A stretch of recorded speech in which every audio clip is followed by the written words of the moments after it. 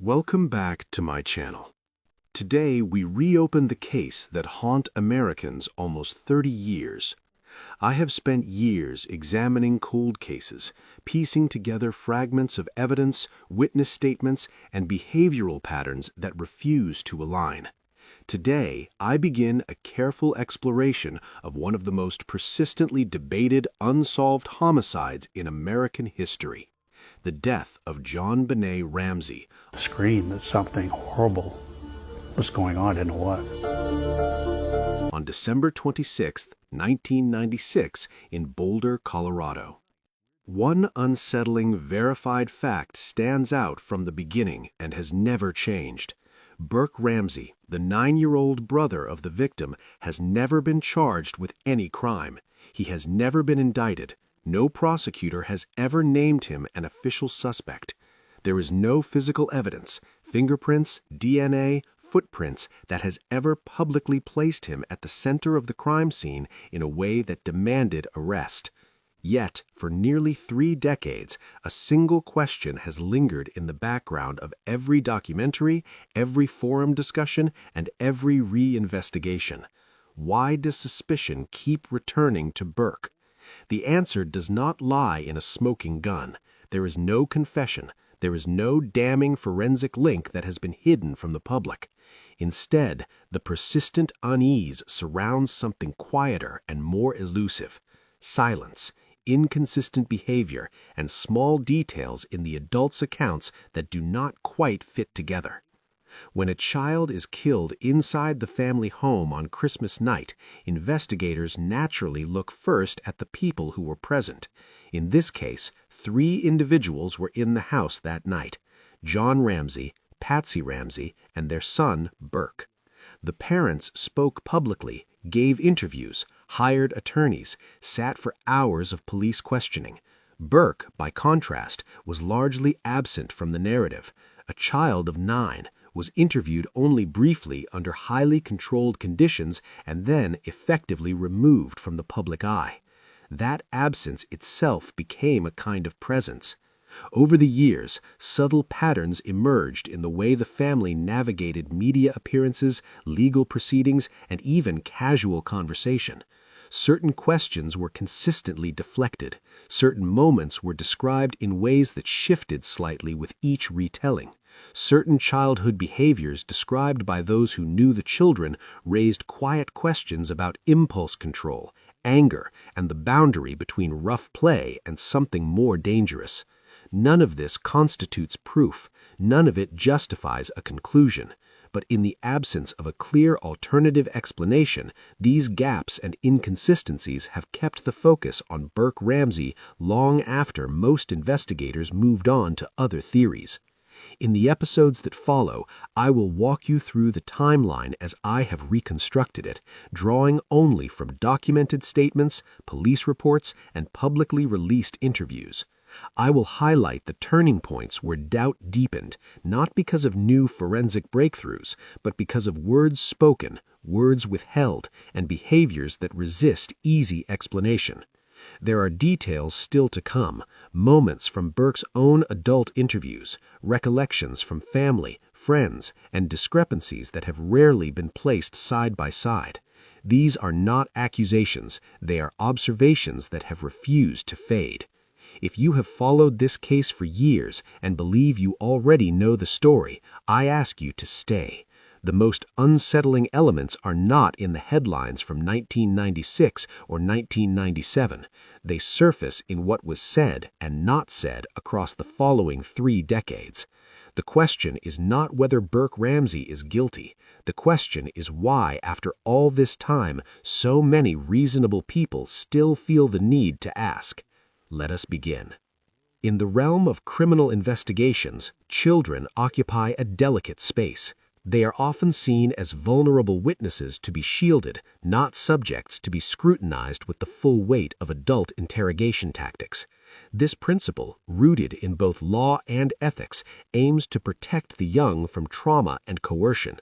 But in the case of JonBenét Ramsey's death, it created an enduring gray area around her brother Burke, who was just 9 years old on that fateful Christmas night in 1996. As I delve deeper into this unresolved homicide, drawing from police reports, grand jury transcripts, and the family's own public statements, I find myself returning to this fundamental tension.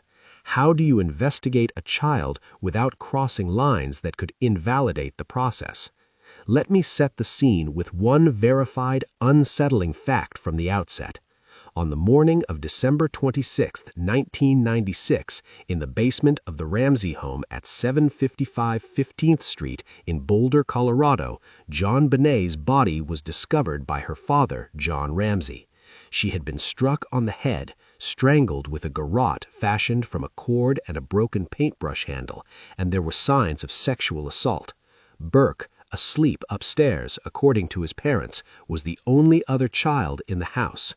No forced entry was evident, and the ransom note found on the stairs demanding $118,000, an eerily close sum to John's recent bonus, pointed to an inside job or someone intimately familiar with the family.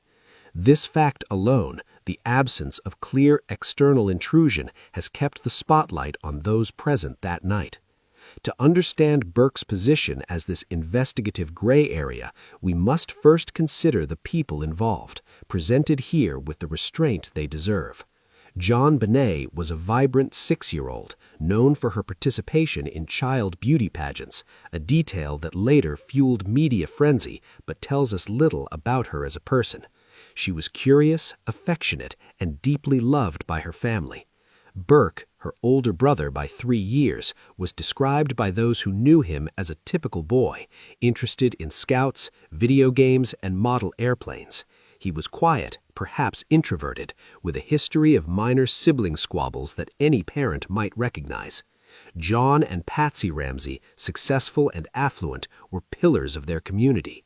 John, a CEO in the tech industry, Patsy, a former beauty queen turned homemaker. They had endured Patsy's cancer battle and the loss of an older daughter from a previous marriage, forging a family unit that appeared resilient. Yet, in the wake of the tragedy, their actions would be dissected endlessly. The timeline of the investigation's early days reveals how Burke's youth shaped his treatment. At 6:52 a.m. on December 26, 1996, Patsy called 911 reporting JonBenét missing and a ransom note discovered. Police arrived within minutes, securing the scene, or attempting to, amid a house soon filled with friends and family.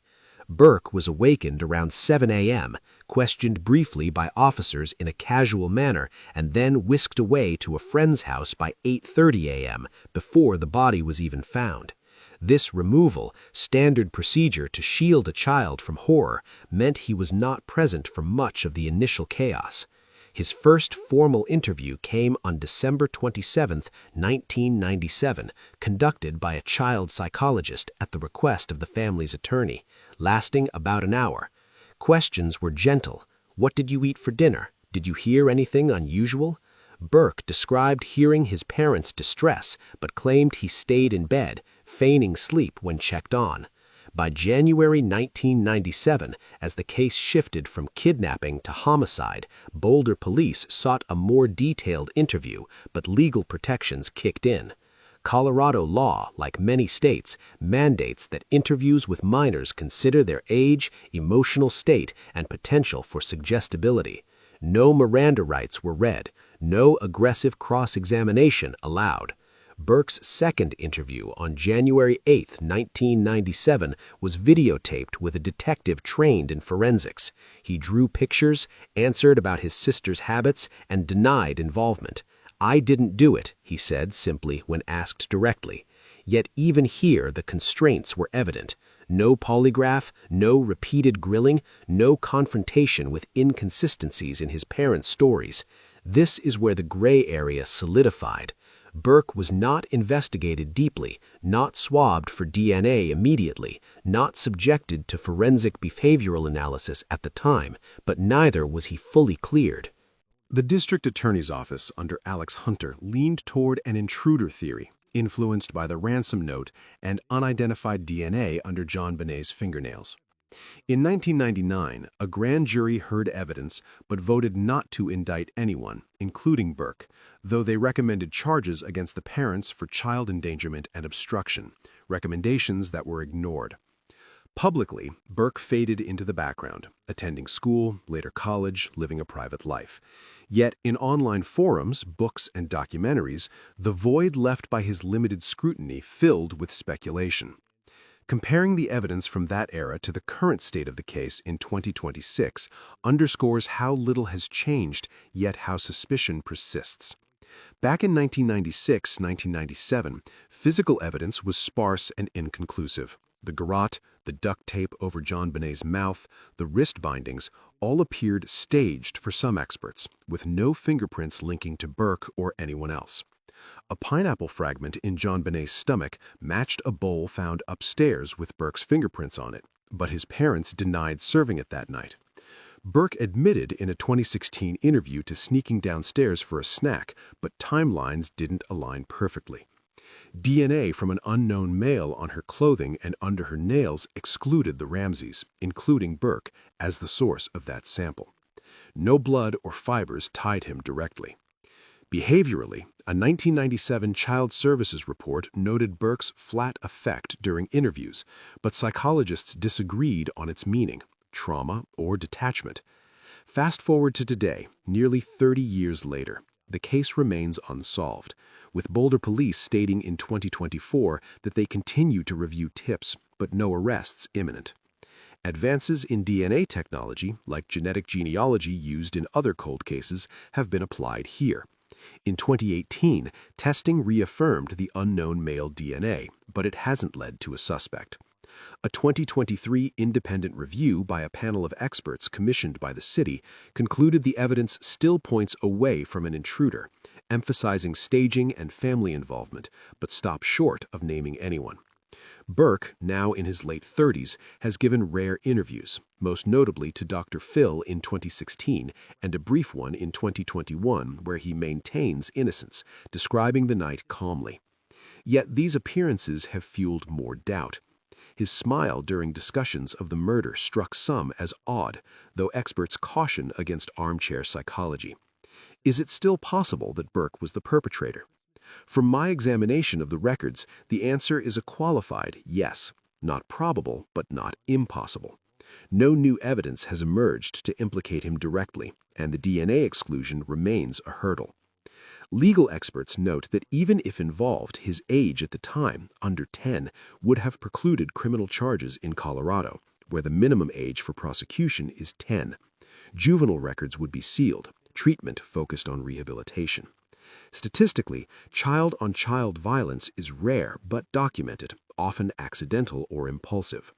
In this case, the lack of a clear motive beyond sibling rivalry and the complexity of the staging ransom note in Patsy's handwriting style per analyst suggest adult involvement if Burke played a role.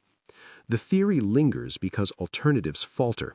The intruder hypothesis requires ignoring the undisturbed snow, the note's insider knowledge, and the family's inconsistent statements.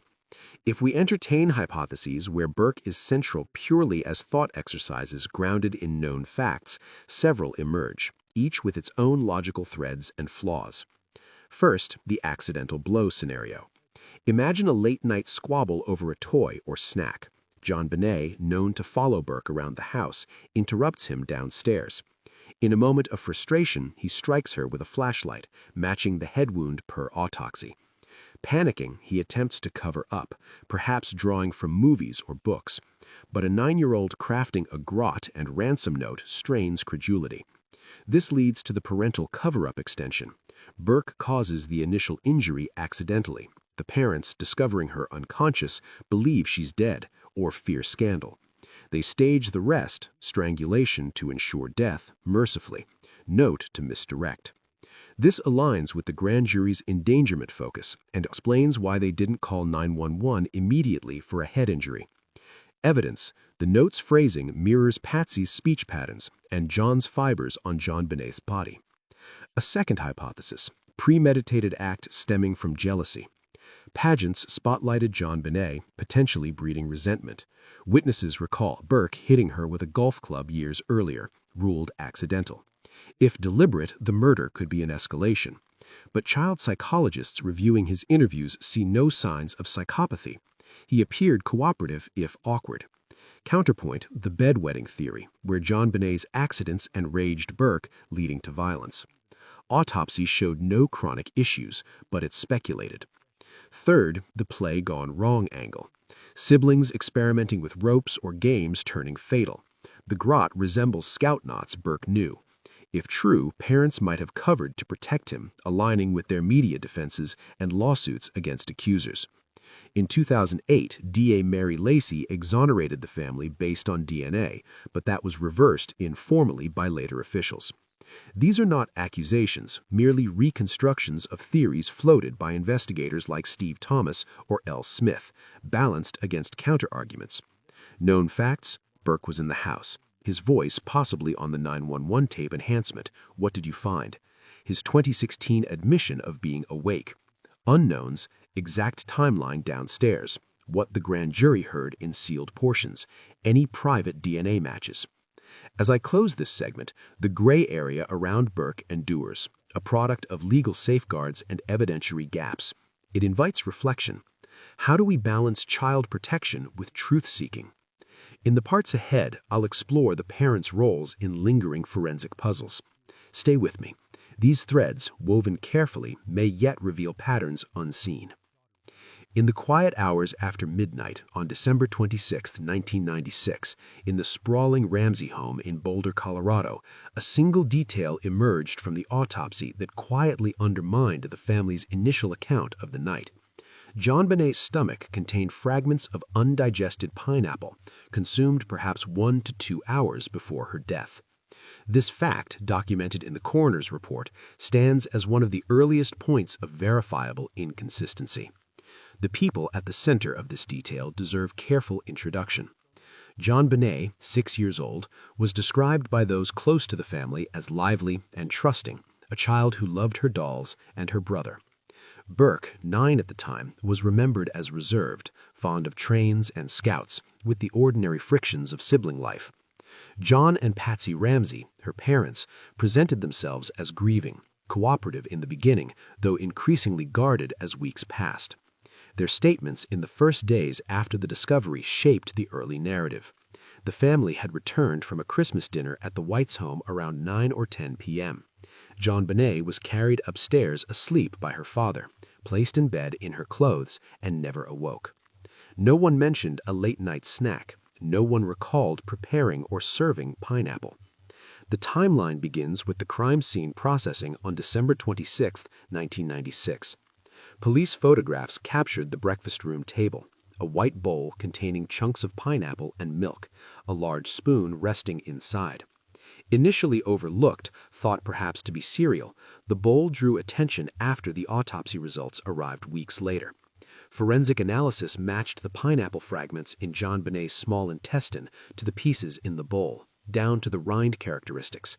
Fingerprints were lifted, Burke's on the bowl and a nearby glass, Patsy's on the bowl as well. No prints from JonBenét appeared on the items, though she had ingested the fruit. She was exhausted from the day's festivities. Patty told detectives she did not feed her daughter pineapple that night, did not place the bowl on the table, and could not account for its presence. "I did not put the bowl there," she said in one session. "I did not feed JonBenét pineapple." John echoed this. She was sound asleep, carried to bed, no activity afterward. The parents suggested the pineapple could have come from an intruder or been prepared earlier in the day, though no explanation fit the digestion timeline or the fresh appearance of the snack. Burke's early interviews conducted under protective conditions in late December 1996 and January 1997 aligned broadly with his parents. He described going to bed after arriving home, hearing nothing unusual, staying in his room. When shown a photograph of the bowl during one session, he appeared hesitant, covering his mouth at times, and did not immediately identify the contents clearly. He acknowledged liking pineapple, but offered no specific memory of that night. Years passed. The case grew cold, then revived in media. In September 2016, Burke, now 29, spoke publicly for the first time in a televised interview. He addressed the pineapple directly. He recalled sneaking downstairs after his parents were asleep to play with a new toy and eat a snack. Pineapple, he said. He did not remember JonBenét joining him, though he noted both siblings enjoyed the fruit. When asked about the bowl on the table, he suggested it might have been his, left out from a late-night moment. He emphasized no particular reason the detail would stick in memory after 20 years. "Would you remember eating pineapple 20 years ago?" he asked. He denied any conflict over it. This admission shifted the picture slightly. It placed Burke awake and downstairs after bedtime, contradicting the family's earlier insistence that everyone slept through until morning. It explained his prints, but left open how JonBenét consumed some without anyone noticing. Digestion timing. Undigested pieces suggesting recent ingestion clashed with the claim she never woke.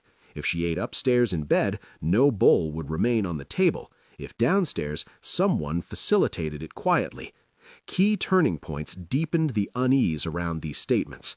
The autopsy report, released months after the crime, revealed the pineapple when the family had already committed to the asleep upon arrival narrative. Police returned to the home, re-examined the overlooked bowl.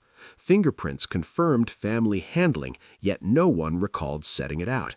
In 1998, grand jury proceedings. Details partially leaked over time. The inconsistencies surfaced again, contributing to recommendations against the parents, though no indictments followed. By 2016, forensic reviews and documentaries highlighted the snack as evidence of activity posted, prompting Burke's interview as a response.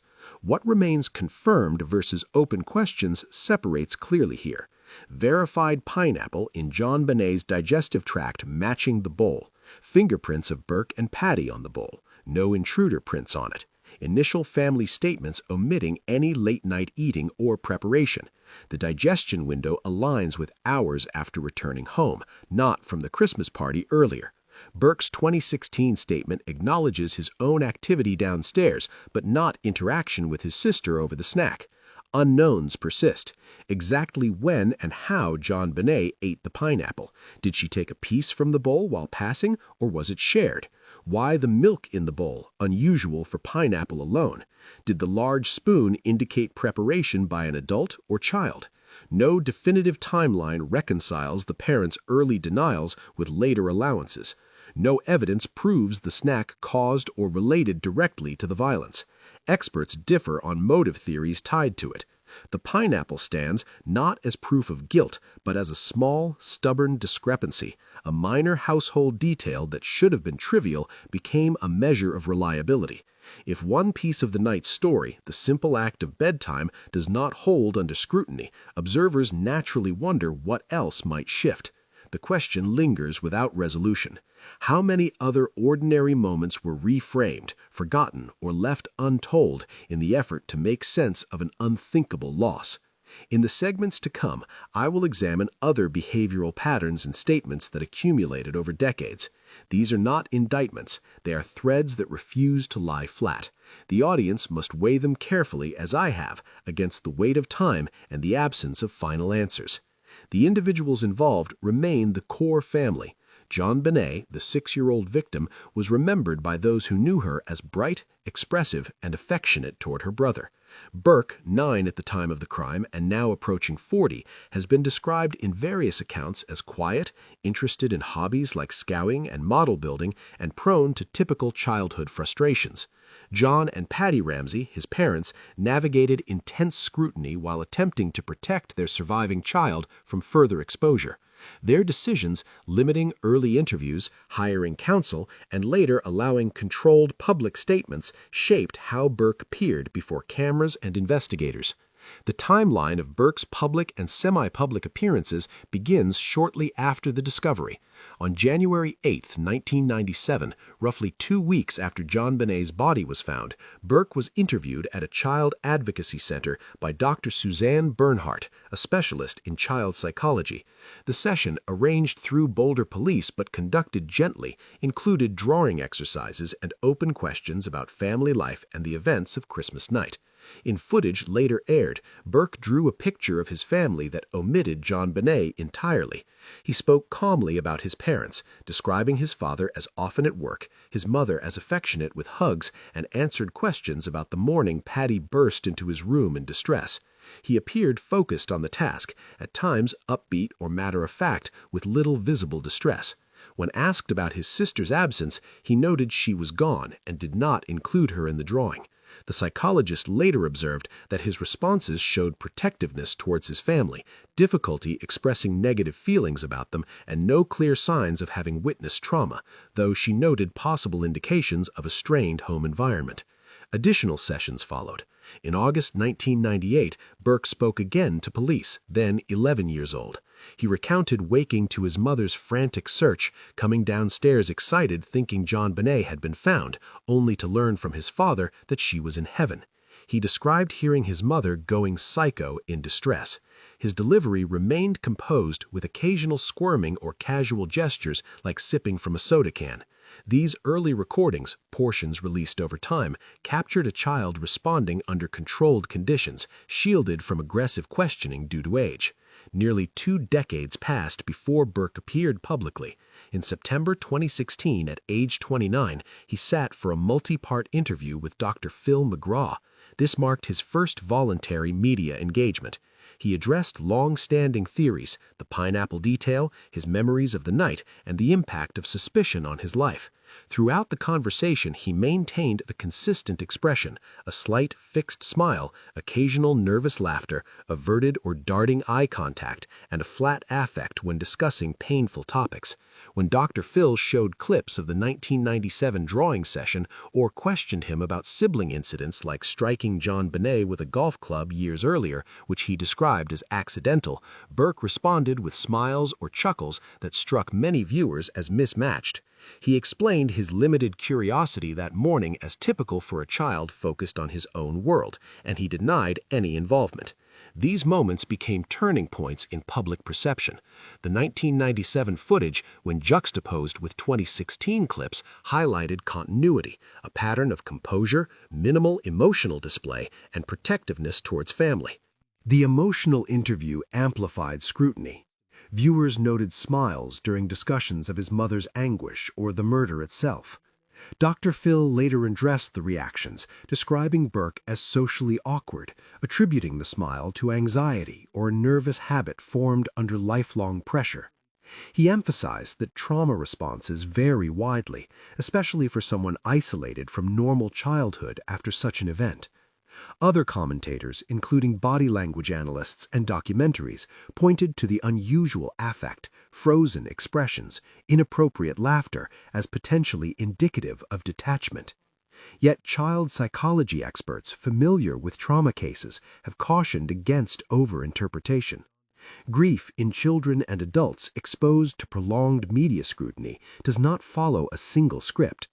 Flat affect, delayed processing, or even smiling can serve as coping mechanisms. Dissociation or responses to anxiety rather than indicators of guilt or pathology. What stands as confirmed separates sharply from speculation.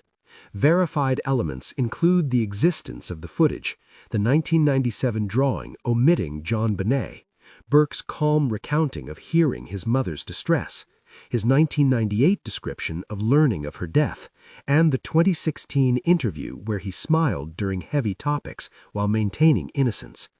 No expert in those sessions diagnosed sociopathy or deception. The child psychologist noted protectiveness and possible family strain, but no evidence of witnessing the crime. Dr. Phil defended the demeanor as anxiety-driven. Public and media interpretations often leaned on expectations, visible tears, overt sorrow, rather than clinical understanding of trauma's diversity. Open questions remain plentiful. Why the consistent composure across decades? Does it reflect individual personality, learned behavior from a family under siege, neurodivergence, or something unresolved from childhood? How much weight should demeanor carry absent corroborating evidence? No psychological evaluation has publicly labeled Burke's responses as pathological in a criminal sense. Trauma literature shows wide variation. Some children withdraw, others appear unaffected outwardly while processing internally. Media amplification distorts these nuances, turning personal coping into perceived clues. Burke has become, in many ways, a casualty of that distortion.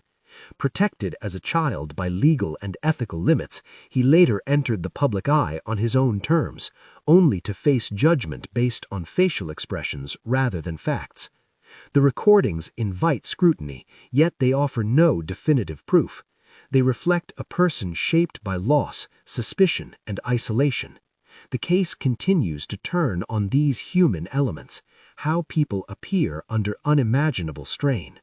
In the segments ahead, I will trace other threads, forensic reconsiderations, parental statements, and the enduring gaps in the record. These observations stand as they are, without conclusion. The audience must decide what, if anything, they reveal about truth, grief, or the limits of our ability to read another's inner world after 30 years. In the Ramsey household in Boulder, Colorado, one documented incident involving the two children quietly entered the investigative record. This single verified fact has remained unchanged since it first surfaced. At some point prior to the homicide, Burke struck JonBenét with a golf club, causing an injury to her face. The people connected to this event are the same family members who would later face unrelenting public attention. JonBenét, then a preschool-aged girl, was described by those who knew the household as playful, energetic, and close to her older brother in the way siblings often are, sharing toys, squabbles, and affection. Burke, 3 years her senior, was remembered as a typical boy of his age, interested in scouts, building models, playing video games, and occasionally displaying the impatience or frustration common in childhood. Joan and Patsy Ramsey, their parents, presented a picture of a stable, affluent home. Joan managing a growing technology business.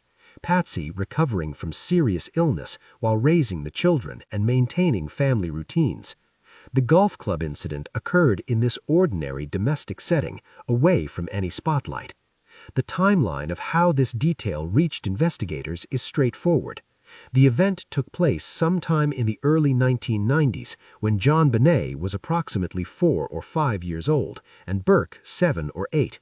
According to statements provided by Joan and Patsy during police interviews in late 1996 and 1997, the strike happened accidentally during play. JonBenét had wandered into Burke's path while he was swinging a club, likely practicing or fooling around indoors or in the yard. The club made contact with her face, resulting in a visible mark or small laceration near the eye or cheek. The family sought medical attention. A physician documented the injury as minor and non-life-threatening. No police report was filed at the time. No child protection agency was involved. The parents characterized it consistently as an innocent mishap.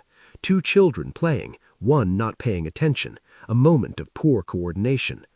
When Boulder detectives began building a background profile in the weeks after the discovery of JonBenét's body, they asked the parents about any prior incidents of physical conflict between the siblings.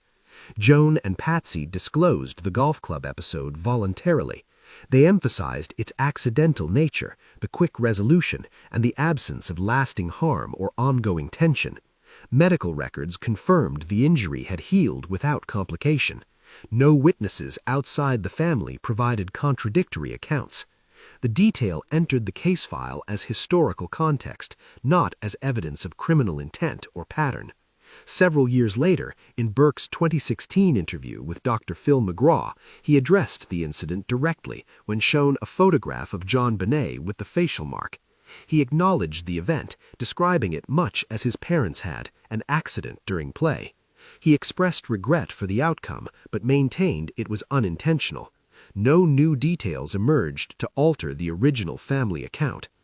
These turning points, disclosure to police in 1996-1997, inclusion in investigative summaries, and public discussion in 2016, transformed a private childhood mishap into a piece of public speculation.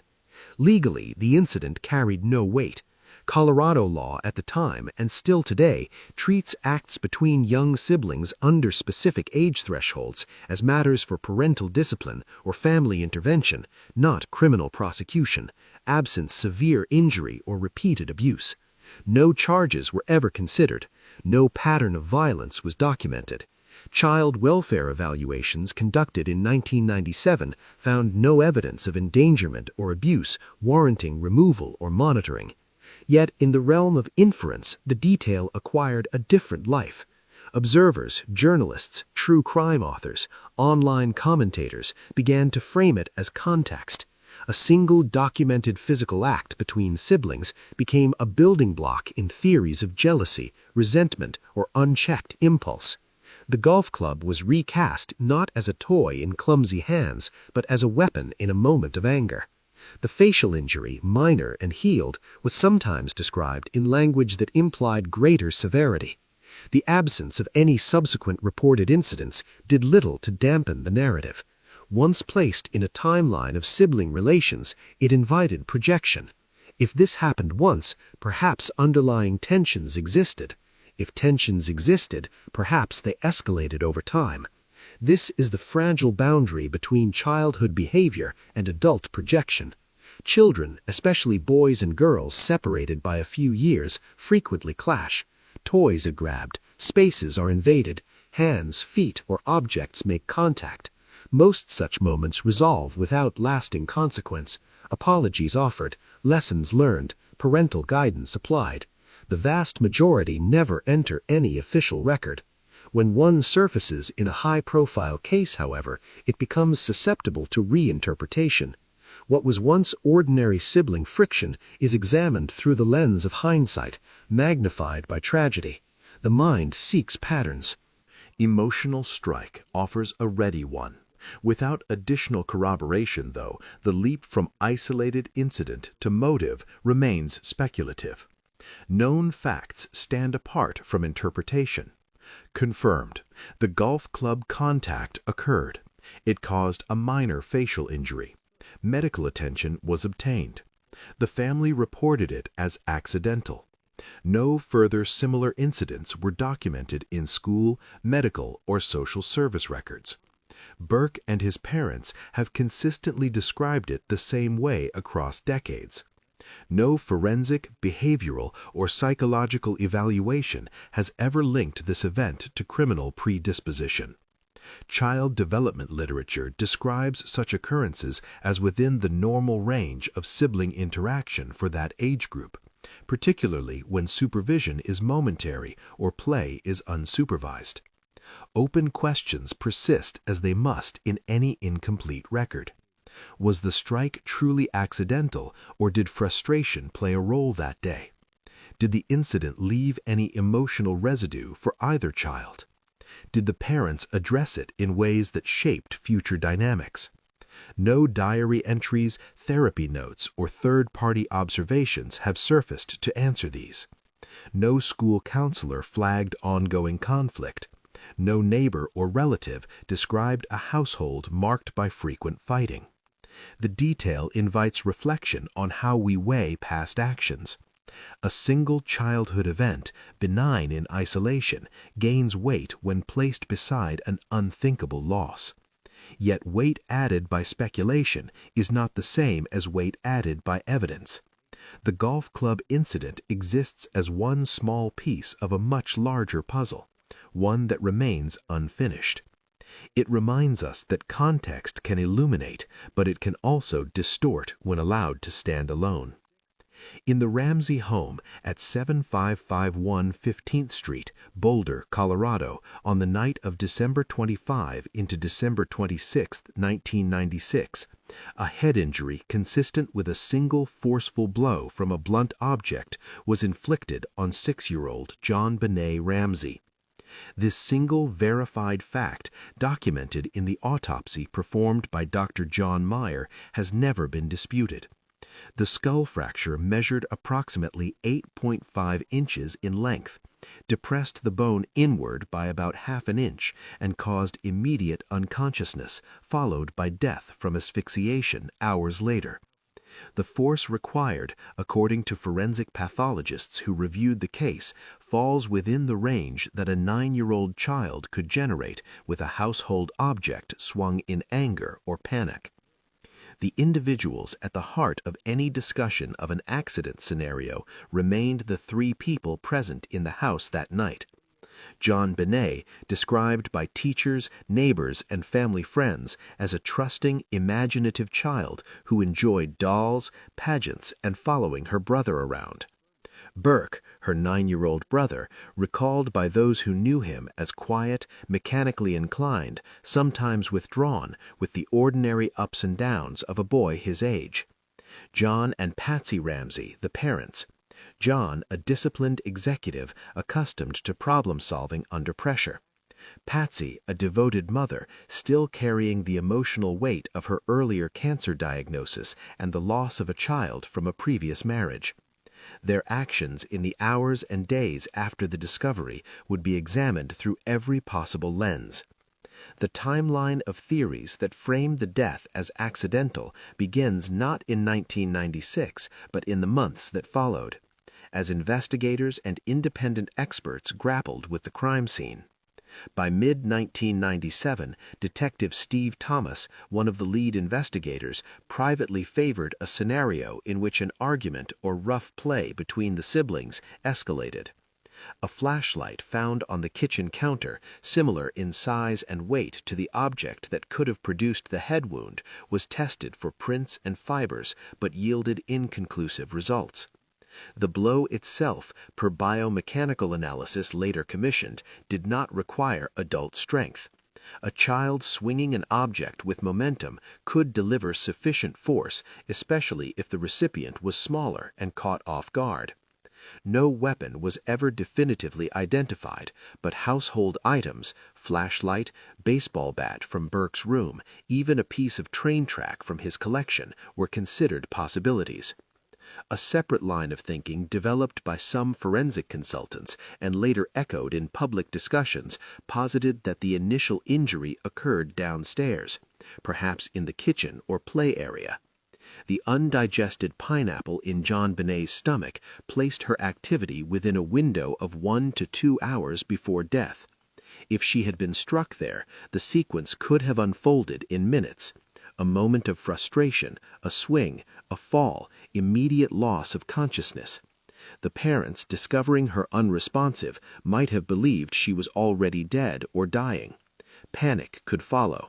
Fear of scandal, fear of losing their remaining child to the justice system, fear of public judgment in a community where they were known figures. From that point, various versions of a cover-up scenario have been proposed. In one reconstruction, the adults move the body to the basement wine cellar to buy time. The garrote is applied, perhaps in a misguided attempt to stage a sexual assault or to ensure death appeared intentional rather than accidental. The ransom note, written in Patsy's handwriting style according to some analysts, is composed on a pad from the house, demanding an amount matching John's recent bonus. The staging elements, duct tape, wrist ligatures, the note left on the stairs, serve to shift suspicion outward. The family returns upstairs, waits until morning, and Patsy makes the 911 call at 5:52 a.m., reporting a kidnapping. Another variation suggests the staging began almost immediately after the head blow. The parents, convinced the injury was fatal and fearing questions about supervision or sibling dynamics, decide to protect Burke at all costs. They alter the scene to suggest an intruder, knowing the absence of forced entry would eventually point inward, but hoping the note and staging would create reasonable doubt. John carries the body downstairs. Patsy writes or dictates the note. Both participate in binding the wrists loosely and placing the tape. The garrote, constructed from cord available in the house and a broken paintbrush handle from Patsy's art supplies, becomes the final act, either to mask the head injury as cause of death or to simulate strangulation from an outsider. These scenarios gained traction in certain circles because they accounted for several observed facts without requiring premeditation or extreme violence from a child. The head wound showed no defensive injuries on JonBenét's arms or hands, consistent with a sudden, unexpected blow rather than a prolonged struggle. The vaginal trauma described in the autopsy as consistent with digital penetration or a small object, in theory, could have occurred post-mortem during staging. The absence of widespread blood spatter or signs of a prolonged fight aligned with a single catastrophic impact, followed by unconsciousness. The pineapple bowl with Burke's fingerprints placed him downstairs late at night, potentially setting the stage for an encounter. Yet every version of the accident and cover-up hypothesis collides with the same immovable barrier. The physical evidence does not support it. No DNA from Burke was recovered on JonBenét's clothing, skin, or bindings. Touch DNA, low-level mixtures, and trace samples were tested repeatedly. The only foreign profile belonged to an unknown male found in multiple locations on her long johns and under her fingernails. That profile has never matched any Ramsey family member. No blood from JonBenét appeared on Burke's clothing, bedding, or anywhere else in his room or bathroom that morning. Luminol and alternative light sources revealed no cleaned-up blood trails between the supposed injury site and the basement. The garrote knot, complex and deliberate, has been described by experts as unlikely to be tied by a 9-year-old in panic. It required tension and precision inconsistent with haste. The ransom note itself presents another obstacle. Emotional tone.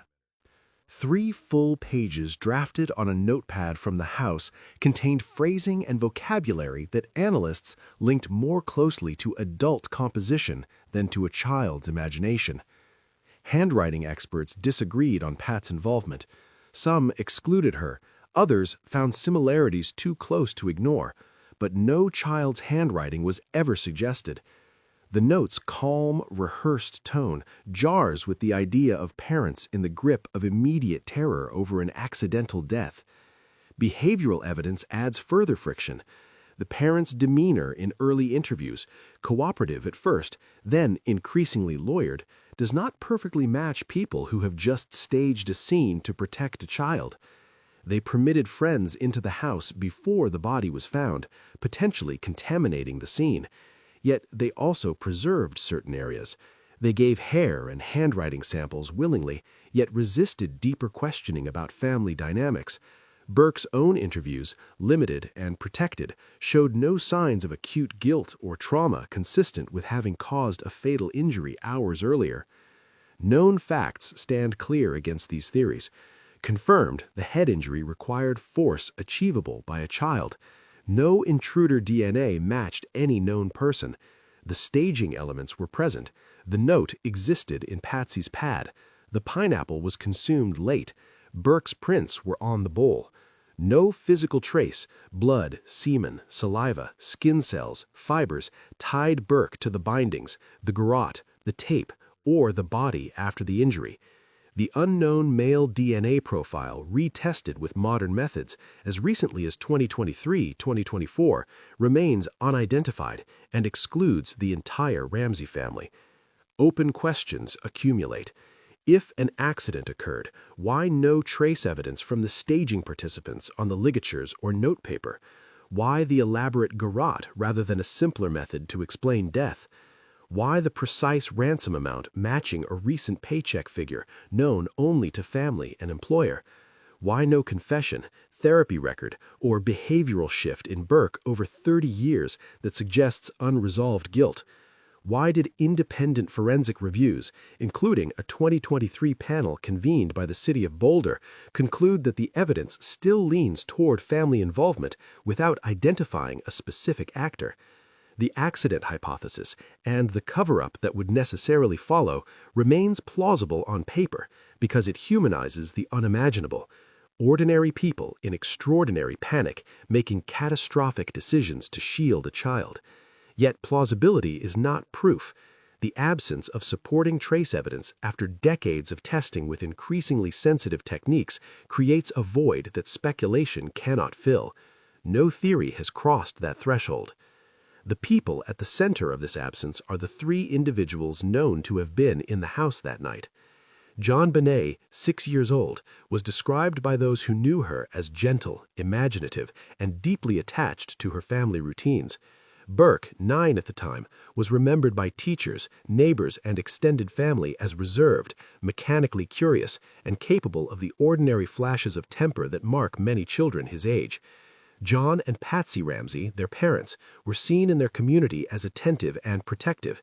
John methodical in his professional life, Patsy warm and organized in the home. Their decisions in the immediate aftermath, calling friends to the house, retaining counsel early, limiting access to Burke, shaped how the investigation unfolded around the surviving child. The timeline of evidence collection and analysis begins on the morning of December 26th. Police secured the residence, photographed every room, lifted prints from surfaces, and collected fibers, hairs, and trace materials. The body was examined at the scene and later at the autopsy suite. Swabs were taken from JonBenét's skin, clothing, fingernails, and genital area. Bindings, duct tape, the garrote cord, and the paintbrush handle were bagged separately. The ransom notepad, pen, flashlight, pineapple bowl, and other household items were processed. Over the following weeks and months, the Colorado Bureau of Investigation and private laboratories conducted tests for blood, semen, saliva, skin cells, and foreign fibers. DNA profiles were developed from unidentified samples. In early 1997, results began to return. A mixture of DNA profiles appeared under JonBenét's fingernails and in spots on her long johns.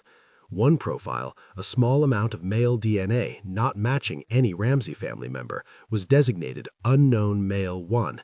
It appeared in multiple locations, consistent with touch or transfer. No profile matched Burke. No blood from JonBenét was found on his clothing, bedding, or personal items seized that day. No fingerprints belonging to him appeared on the duct tape, the garrote components, or the ransom note paper.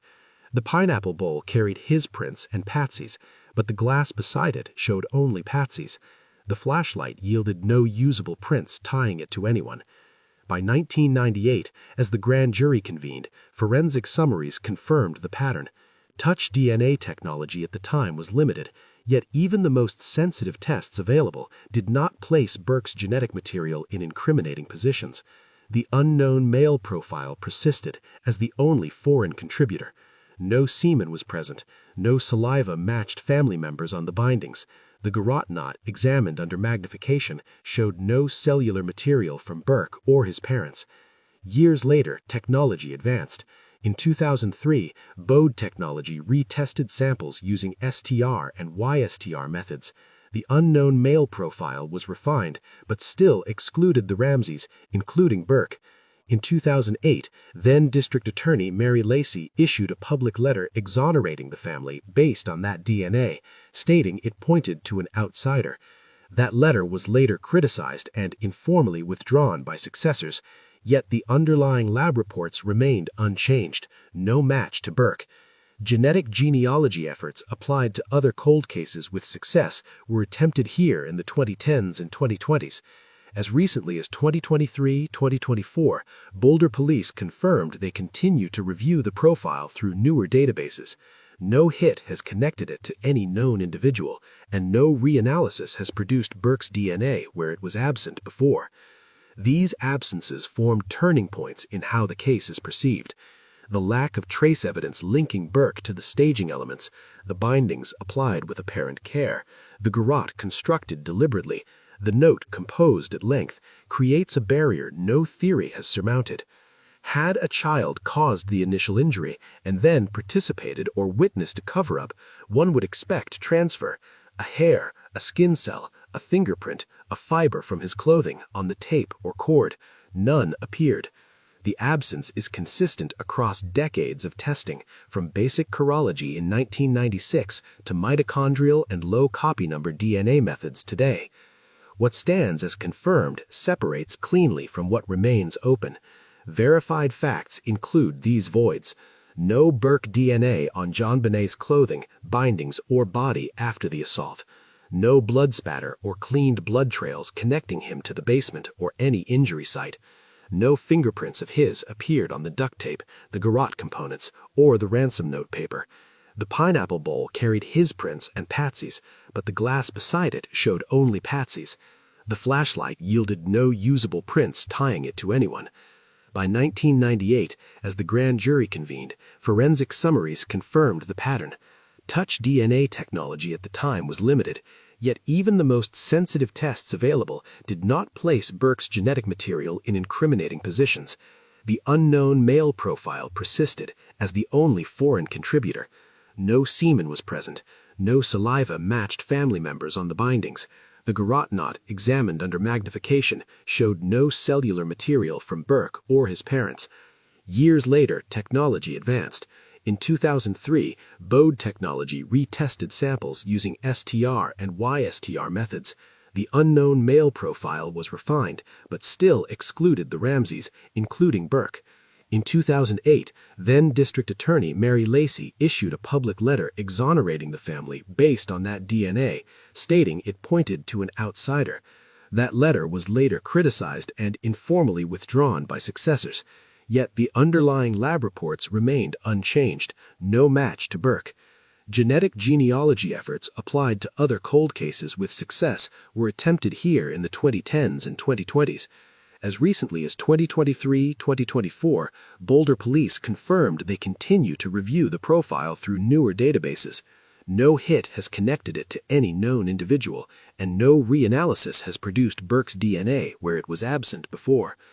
These absences form turning points in how the case is perceived. The lack of trace evidence linking Burke to the staging elements, the bindings applied with apparent care, the garrote constructed deliberately, the note composed at length, creates a barrier no theory has surmounted.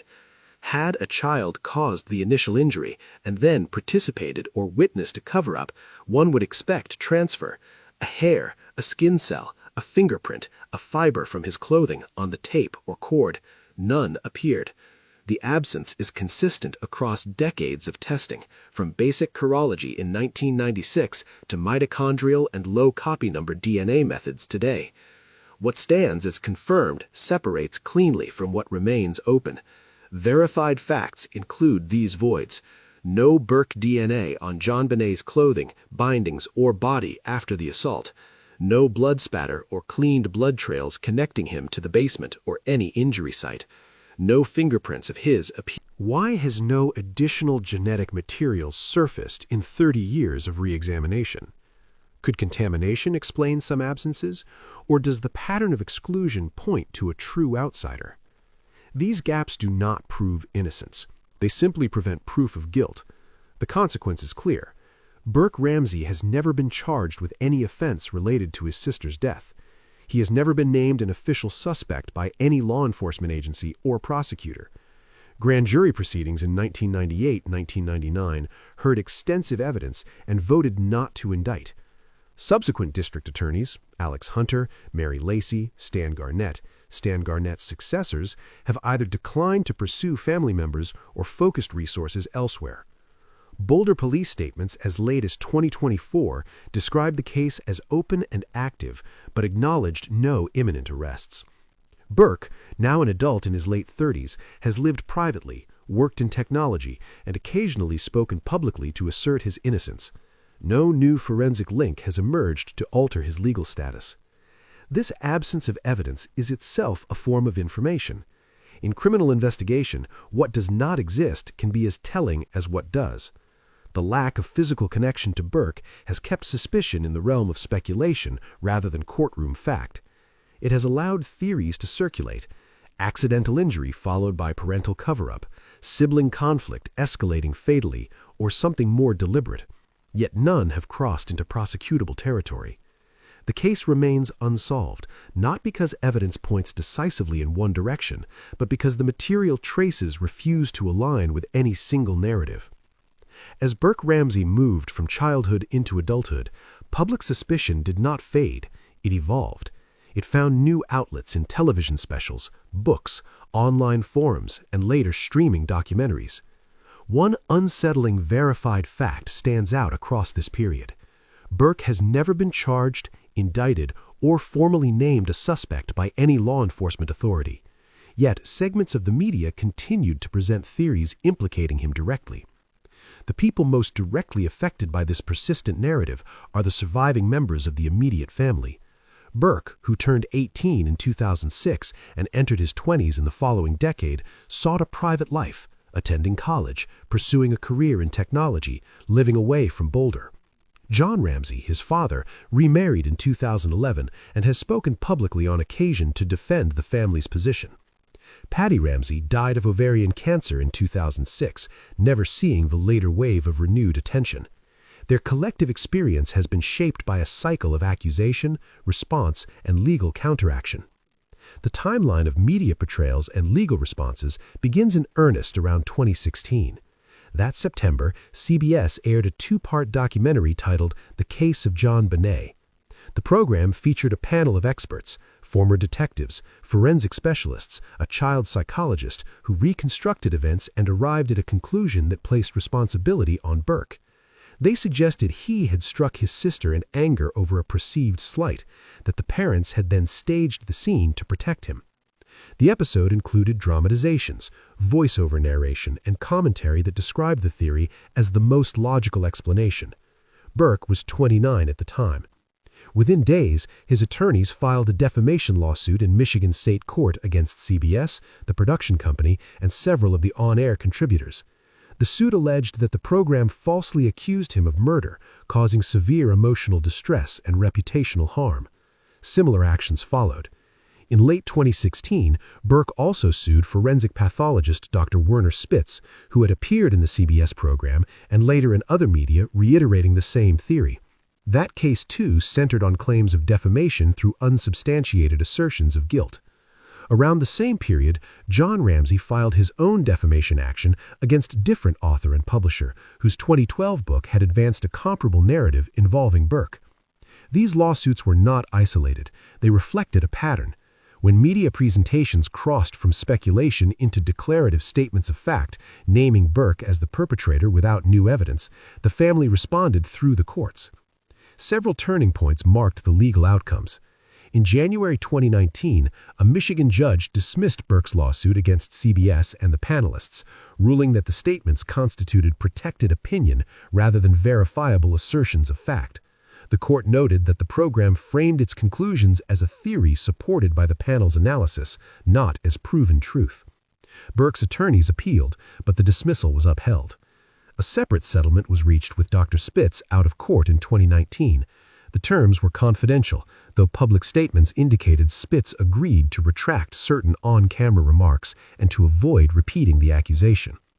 John Ramsey's suit against the author yielded a retraction and apology published by the publisher in 2018, along with an undisclosed financial resolution.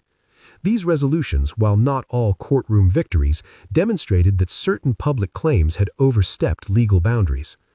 Other media moments drew quieter responses.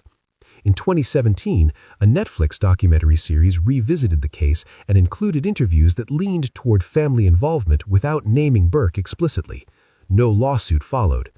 In 2021, Burke appeared briefly on national television to reiterate his innocence and describe the toll of lifelong suspicion. He spoke of isolation, of relationships strained by public perception, of the difficulty of living under a cloud that never lifts. These appearances were rare. For the most part, he has remained out of the spotlight. What stands as confirmed separates clearly from what remains interpretive.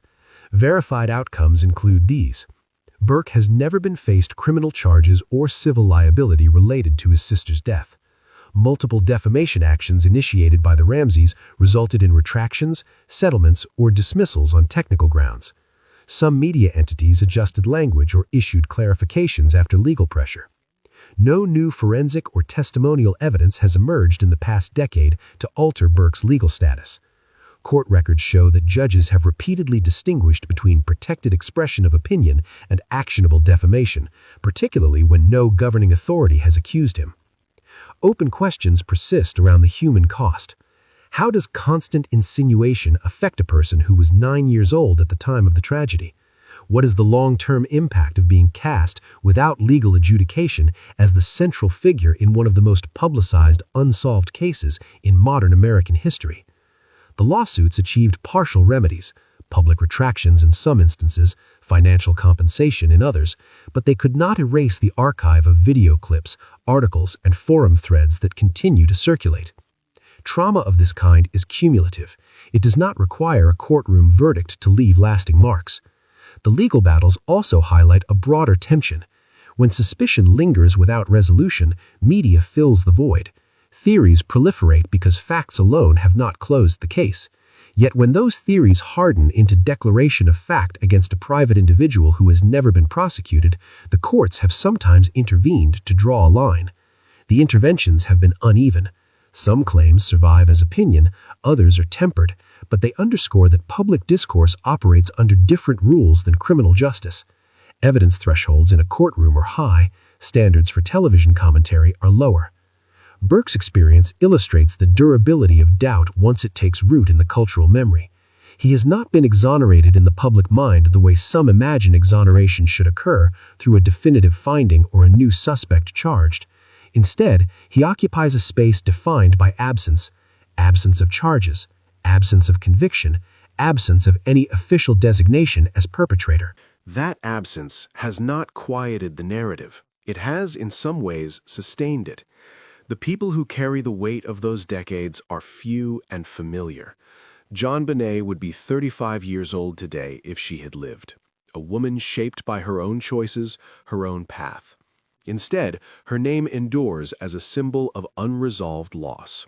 Burke, now in his late 30s, has built a life away from the public eye. Education, employment in a technical field, a measure of ordinary privacy interrupted only rarely by his own choice to speak. John Ramsey, his father, continues to advocate quietly for the family, while living with a permanent shadow of grief and scrutiny. The wider circle, extended relatives, former friends, investigators who once worked the case, has largely receded, leaving the core narrative to those who were inside the house that night. The timeline of the past 3 decades traces a slow shift from active investigation to cultural memory. In the late 1990s, Boulder Police and the District Attorney's Office pursued leads on multiple fronts: the ransom note, unidentified DNA, potential intruders. By the early 2000s, the case had cooled, resources dwindled, yet the files stayed open. In 2008, then District Attorney Mary Lacey wrote a public letter citing DNA evidence to exonerate the Ramsey family, including Burke. That letter was later disavowed by subsequent officials who emphasized that it did not constitute formal closure. Advances in forensic technology, STR profiling, YSTR, genetic genealogy, were applied in waves. Each round reaffirmed the presence of an unknown male profile and trace amounts on JonBenét's clothing and under her fingernails. Each round excluded Burke and the rest of the family. No match has ever been made to any identified person. Media cycles revived attention at intervals. The 2016 CBS documentary prompted defamation litigation.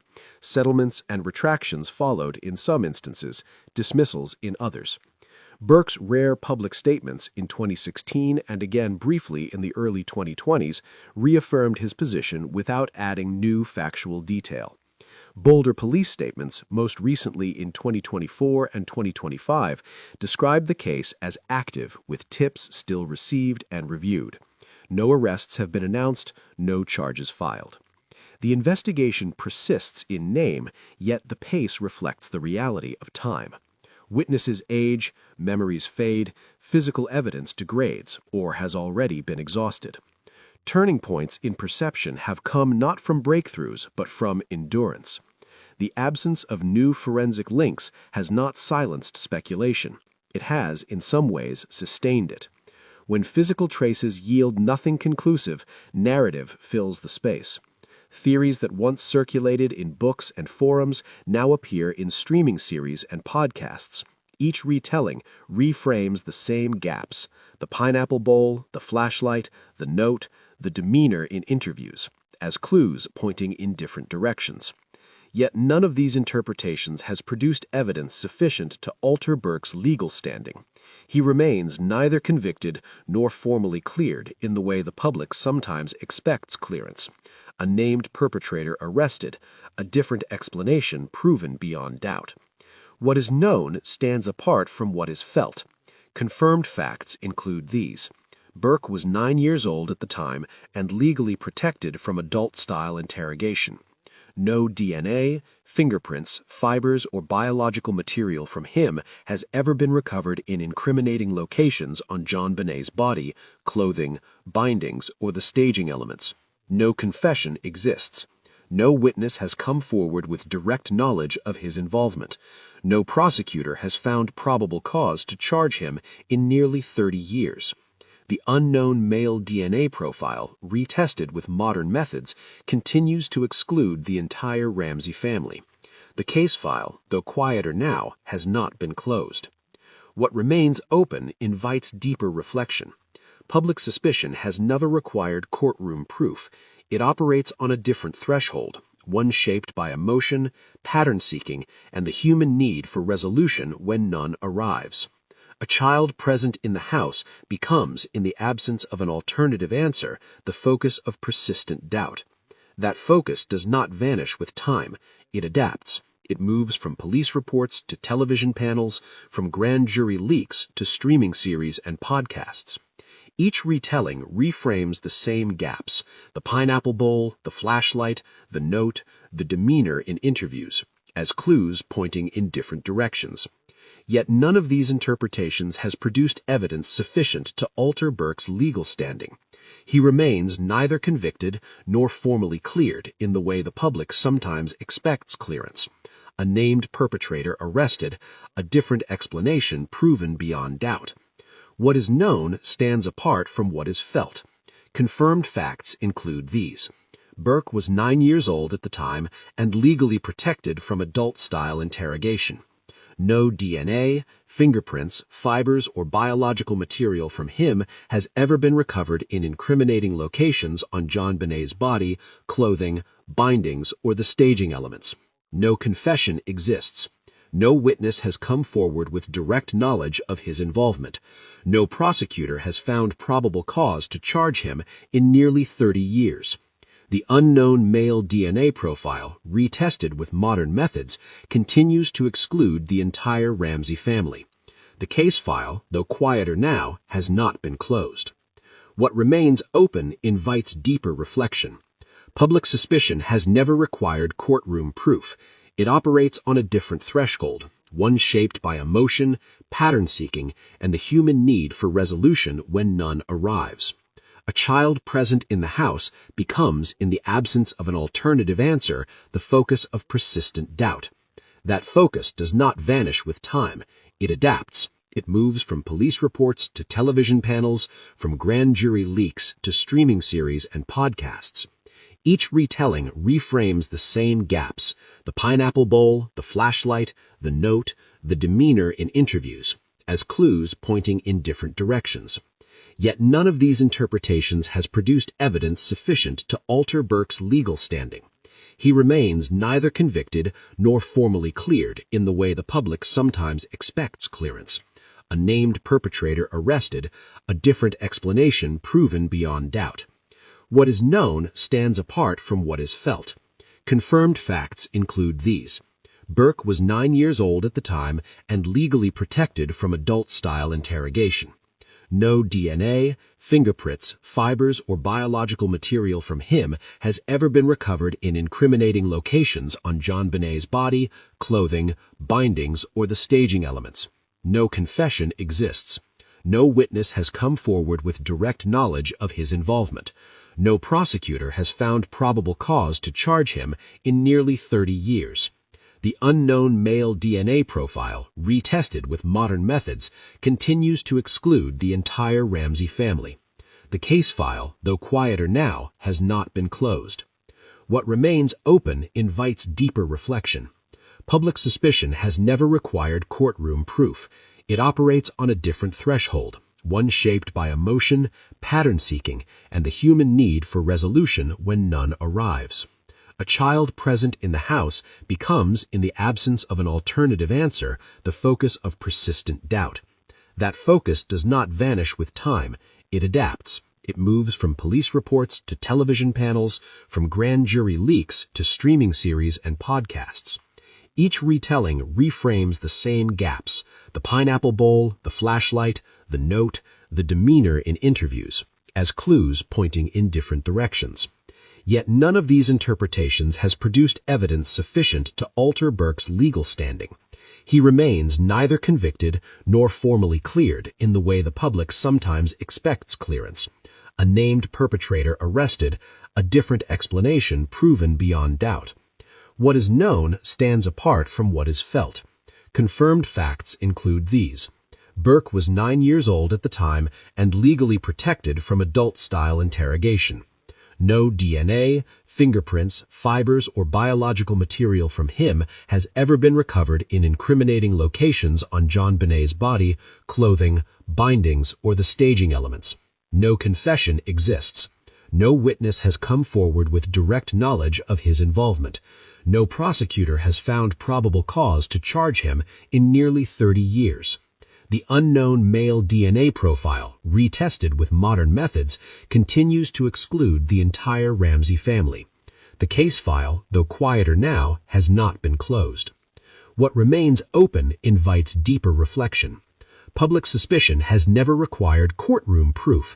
It operates on a different threshold, one shaped by emotion, pattern-seeking, and the human need for resolution when none arrives.